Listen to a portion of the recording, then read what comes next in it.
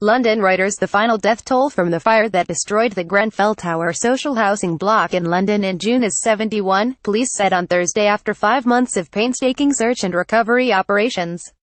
File photo. A floral tribute is seen near the Grenfell Tower, which was destroyed in a fatal fire, in London, Britain, July 15, 2017.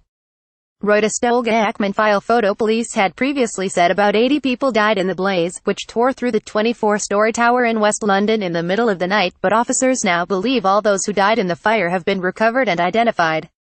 The figure has come down because some people were reported missing several times, some people who lived in the tower and were feared dead were found to have been elsewhere on the night, and some people were falsely reported dead by fraudsters hoping to receive financial compensation. The final toll includes 70 adults and children who died in the tower during the fire, and one baby who was stillborn shortly after the heavily pregnant mother escaped from the 21st floor, suffering severe smoke inhalation on her way down.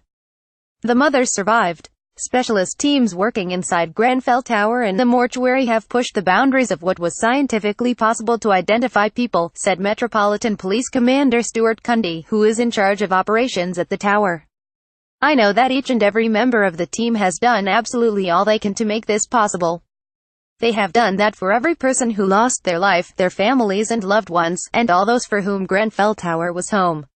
The tower was home to a tight-knit, multi-ethnic community in a deprived social housing estate within the wealthy Kensington and Chelsea borough that is also home to large numbers of millionaires.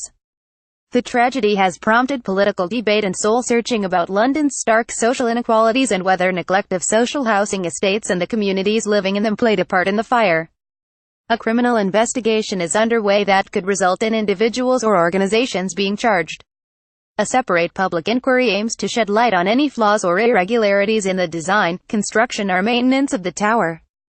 Cundy said that when he first entered Grenfell Tower after the fire, the devastation was such that he feared it would not be possible to find, recover and identify all those who died. Police officers, assisted by forensic anthropologists, archaeologists and specialists in using dental science to identify unknown human remains, searched every flat on every floor and every communal area. The search involved sifting through tons of debris by hand to identify all human remains in the charred building. In parallel, huge amounts of investigative work was undertaken to identify who was in Grenfell Tower on the night of the fire, who was missing and presumed dead, inquire after those reported missing and reconcile all the information. One person was reported missing 46 separate times. Some were reported under a number of different names, and even the slightest differences in spelling had to be investigated. Police said that having completed all this work, they now believed it was highly unlikely that anyone remained in Grenfell Tower. Reporting by Estelle Sherbin, editing by Catherine of Answer Standards. The Thomson Reuters Trust Principles.